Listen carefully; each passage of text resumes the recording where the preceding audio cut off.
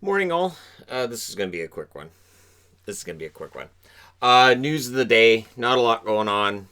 Joe Thornton has added himself to the list of players who are going to play in Europe. He's signed with Davos. And so he's off to Switzerland. And I would expect other National Hockey League players to follow suit. Keep themselves in game shape and get on the ice. And I would think for players on the 7 teams that missed the play-in round at all, haven't been on the ice for a while. It's been a long while. So when you haven't had any kind of game action of any sort for 7 months, it starts to add up. I would think, especially in Thornton's case, you're getting older. Take it from somebody who's already gotten older. It can be harder to get back into shape than you might imagine. So, yeah, there's that. I also want to discuss a little bit. So, Bill Foley gave out an interview which has come out, and there's been a lot of things people have picked up where he said, are we starting in January? Are we going to start in February?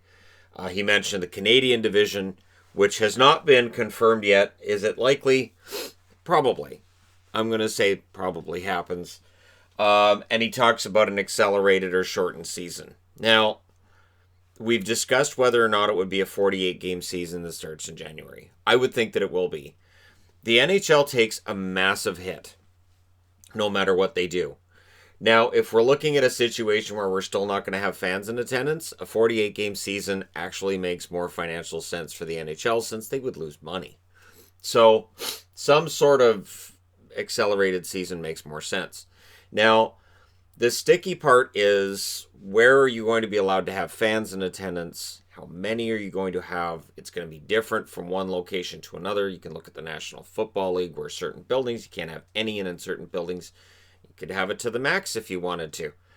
And with the NHL, it's a little more difficult because it's indoors. They're smaller than the huge stadiums in football. There's talks about Ottawa figuring out a way to have 6,000 people in the building in a safe manner. Eugene Melnick working on that. And there's a lot of discussion going on about this and about whether or not it can be done safely. I know in British Columbia we've had our numbers start going up again, and some of it is being traced to sports.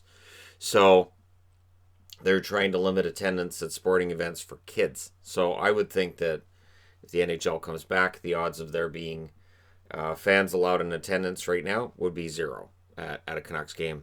And so, until things change, that's probably going to be the case. But it may be completely different in other parts of the world. And so the NHL is going to have some kind of a revenue sharing setup, because some teams are going to get absolutely annihilated and some aren't. So Bill Foley's statement on next season, it's all speculative. They haven't had meetings yet. We have no idea how next season's going to look. We have no idea when it will start. We know they're aiming for January 1st. We know the league is planning on losing money. That's why the current collective bargaining agreement exists as it does. That's why there's a plan that it will stay at $81.5 million as a salary cap until the league gets its revenues back to where it was pre-pandemic. So they're aware they're going to lose money. The players have taken a hit in terms of 20% of their money going into escrow to begin with, because, again, the league knows that there's going to be a major hit. And a shortened season may make some sense. As much as they'd like to have an 82-game season, if there aren't going to be fans in attendance, you shorten that, you probably cut your losses. And then you get into playoffs sooner. But then you've got TV deals to work with and all that. Now, the speculation as well is that we need to have a Stanley Cup champion awarded by the end of June. I don't have a problem with that. I don't have a problem with getting back onto the regular schedule. But it's all speculative. So when I saw this article come up, I thought, this is where Gary Bettman will step in. Gary Bettman will likely come out and clarify on all of this. And this is why we have Gary Bettman.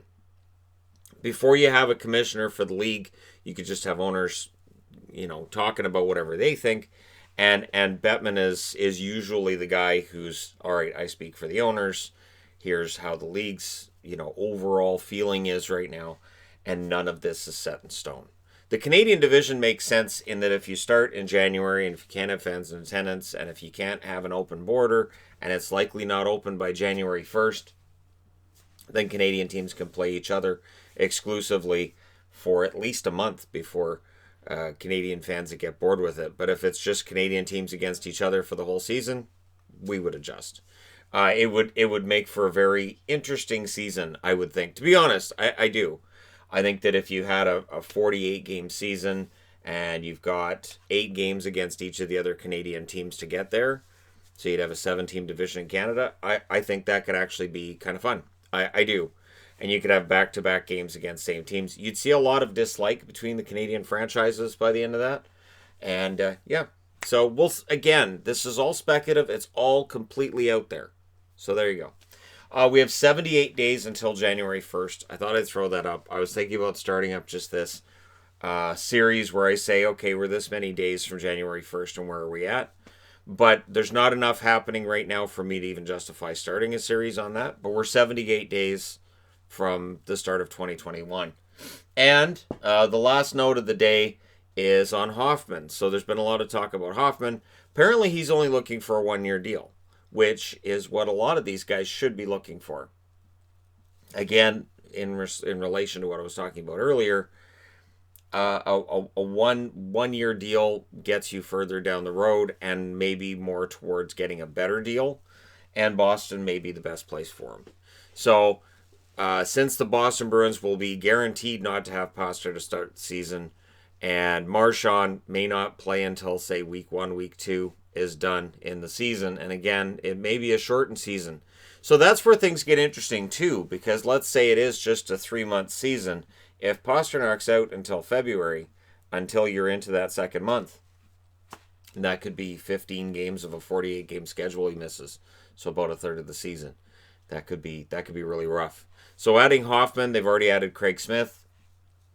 It doesn't completely offset the loss of Pastrnak, of course, or of Marchand, or both of them put together, but it helps. And so for the Boston Bruins, who are probably looking at their roster and saying, well, we may get one last kick at the can here, and the idea of bringing back Chara on a limited contract, I think they're going to be in trouble if they don't add another defenseman, but they're looking to add another forward as well. So I don't expect Boston to have any cap space whatsoever when the season rolls around.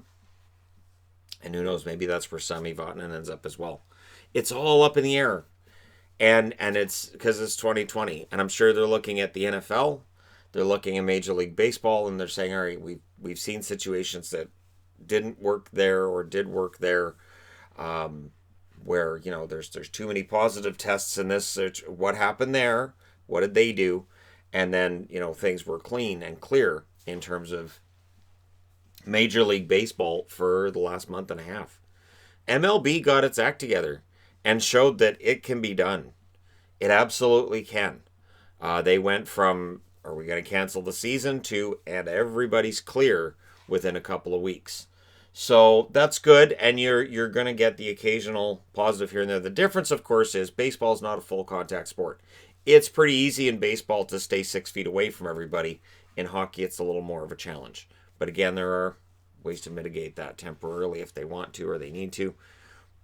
But I'll be here to report on whatever they decide. So again, there's going to be a lot of articles out there that may make people say, wait, what's going on? But until they actually start having their meetings and we start hearing official statements from the National Hockey League or the NHLPA, it all just basically ends up being rumor. Let me know your thoughts in the comment section below. As always, don't forget to hit like and subscribe if you're browsing your way through. You just happened upon this video. Thank you guys very much for watching, for all your support throughout, as things seem to have calmed down and I'll start getting into playlists and more career videos and things of that nature. Thank you guys so much for all your support, though, throughout all of this, throughout 2020 being as 2020 as it is, and I will talk to you again soon.